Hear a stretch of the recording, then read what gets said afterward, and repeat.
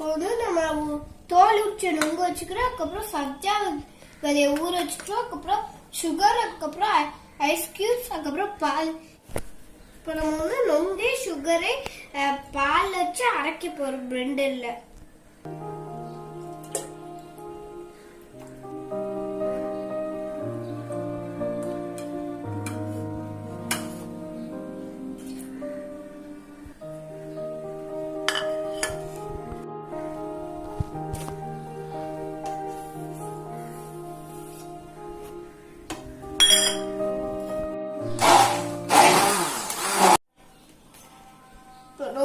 ரொம்ப அரைஞ்சக்கூடாது, லேசா தான் அரைஞ்சிக்கணும்.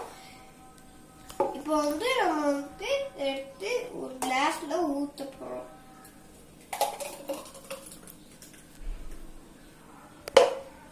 அப்புறம் நம்ம சப்ஜா ஊத்த போறோம். அப்புறம் ஐஸ் கியூப் போடணும்.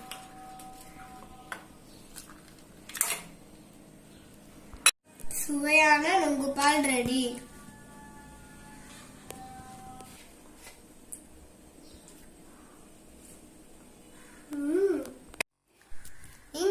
கண்டிப்பா ட்ரை பண்ணி பாருங்க. உங்களுக்கு பிடிச்சிருந்தா லைக் பண்ணுங்க, சப்ஸ்கிரைப் பண்ணுங்க, ஷேர் பண்ணுங்க. பாய்.